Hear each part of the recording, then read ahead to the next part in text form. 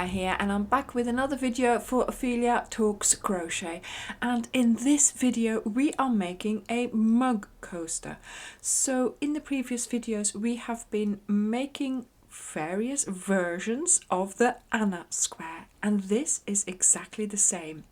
In this video, however, I am going to explain a little bit more about the multiple so you would understand how that works. So this one is a very good one here for like a glass or a cup. It's really thick, it's lovely and squishy, and I do have to say I love the color combination. So for this project you will need iris, purple iris and midnight sky, and these are King Cole Cotton Soft DK 100% cotton yarns, and they are prescribed for a 4mm hook, but I use a 3.5. You will also need your scissors and a darning needle for making the stars, and of course for sewing in those ends. So let's get started on our Anna square coaster. So we're going to do our slip knot, and we're going to insert the hook. And for this kind of project, this Anna square, the multiple is 8 plus 6. So you multiply 8 times the amount of times that you're going to do one of these designs, and then you add 6. So in this case we're doing 2 designs, so we're going to do 2 times 8. So let's count: 1, 2, 3, 4, 5, 6, 7, 8. So that's one of these blocks. We're doing another one, so 1, 2, 3, 4, 5, 6, 7, 8. In this case we're only doing 2, so that's fine. If you are doing more, like for example in the placemat, you have to do that for each of the repeats that you're going to do, and then you're going to add 6. 1, 2, 3, 4, 5 and 6. So now the first one here is the one that you're going to use for making the boxes, so the chain one, skip one, so to speak. Then the next 2 are the height of a double crochet, so that's your first stitch of your row. Then the next one is going to be the chain that your chain 2 is coming out of, which of course is your double crochet. And then you're going to have this one to skip because you've done this chain for the box, and then here into the 6th chain, that is the location for our first double crochet. So this is how we are using these 6 chains at the beginning of our row. Look, see, this is the first chain. This is the chain that we use for the box. This is the chain 2 for the double crochet. This is where the double crochet is coming out of. This is the stitch that we're skipping. This is the stitch that we're using. Okay, so that's our first box made. And now of course we're going to continue with chain 1, skip 1, 1 double crochet in the next stitch, and of course we're going to do that to the end of the row. And at the end of the row you will have 9 boxes, because per repeat you will have 4 boxes and you need 1 extra box to finish the row. So I now have my 9 boxes, and now of course we're going to do row 2. 1, 2, 3 chains.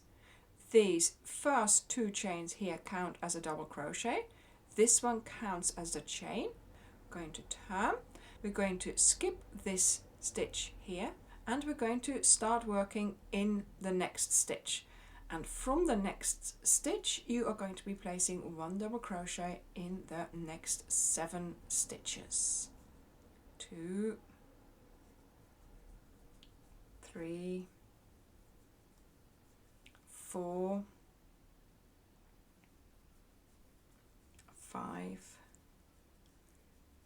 6 and 7. Then we chain 1, skip 1, And we start the repeat again of doing 1 double crochet in the next 7 stitches. If it's a double crochet, you work on top of it. If it's a chain, you work around it.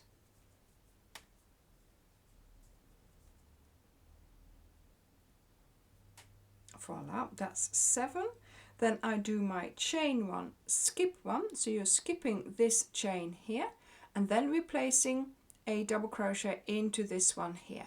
And here we're going to try and pick up 2 strands, so that second chain from that chain there, we're picking up 2 strands to make sure that it doesn't expand.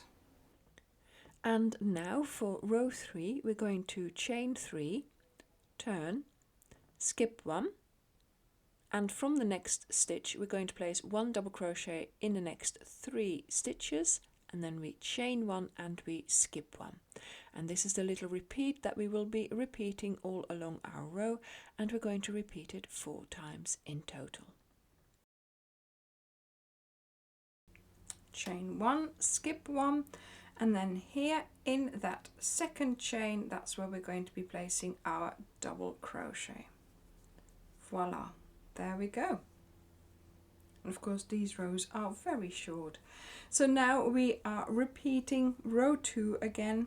So chain 3, skip 1, 1 double crochet in the next 7 stitches, chain 1 and skip 1. And now we repeat it again. And you finish the row with a double crochet in the second chain. Voila! So we have now finished our little design. Now we're going to do a row of boxes in between. So that's row 5.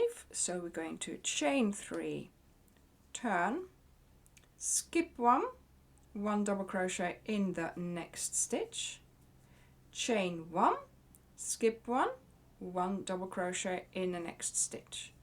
And this is how we are going to continue. So we will be making 9 boxes, and of course our row will end in a double crochet, so we just keep on doing our boxes. So now we're going to repeat this sequence again. We will be doing a row where we are doing 7 double crochets in a row. Then we do a row where we are doing the 3 double crochets in a row. And then we do a row where we are doing the 7 double crochets in a row. And then, of course, to finish, we are going to be doing a boxes row again. And there we go. I have finished the little coaster. I am going to cut off the yarn. So I have now finished my square. I have, of course, prepared a second one. I'm going to put both of those together. So I'm going to crochet around the edge. I have here my purple iris on my hook. I've got a slip knot already made. I'm going to go and find the 2 corner boxes, hold them together, and I'm going to place a single crochet in there, making sure I'm at the edge here. Then I'm going to place another one in there, chain 1, then we are going to turn, and another 2 on the other side of the box. There we go. So that's our corner made. And now we are going to place 2 single crochets in each box along the edge. And of course, make sure your boxes are tallying up, that you don't go into the wrong box. And of course you make it all the way around, and you do the same thing in all the other corners. So I've made it all the way around. I think my standing single crochet here has closed up for me, so I'm going to go under the next V and then do a slip stitch to close the round. So we're going to cut off the yarn.